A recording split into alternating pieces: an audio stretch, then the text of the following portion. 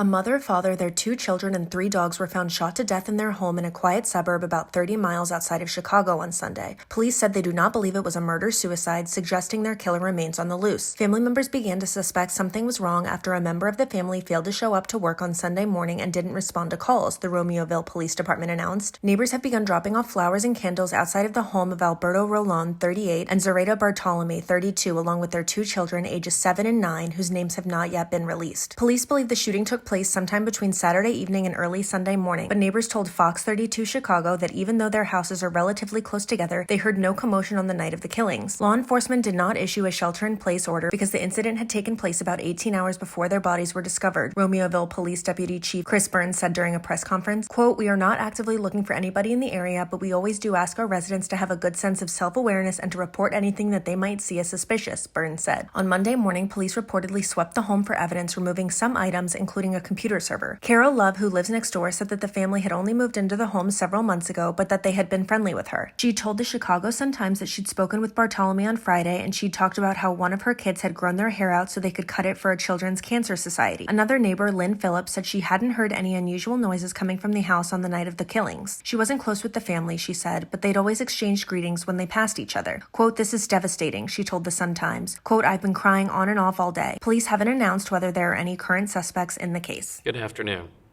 This is Mayor John Nook of the Village of Romeoville. Our entire community is grieving with the family over this tragic incident. It is always heartbreaking whenever there is a loss of life, but when children are involved, it's much more painful.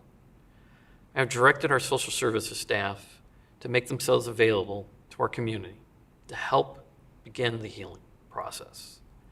It is important that we conduct a thorough investigation, and we have committed our full resources to that task. The victims deserve that. Now I'm going to turn it over to Deputy Chief Byrne, who will give you an update. Thank you, Mayor. This incident is the police department's top priority. All officers and professional staff have been working tirelessly on this case.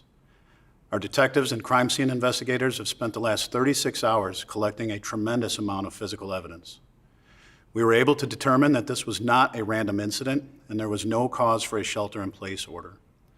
The Will County Major Crimes Task Force has been brought in to assist our investigators with gathering evidence and reviewing video.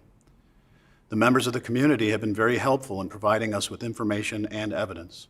We continue to seek their assistance in providing anything, including Ring doorbell footage, they may think is helpful to this investigation. I do want to clarify some information about the victims.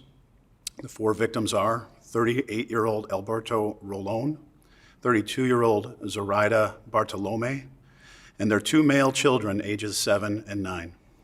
If you have any information, even if you're not sure it's relevant, please contact the Romeoville Police Department. Phone number is 815-886-7219. In addition, social services is available at the police department for those in need.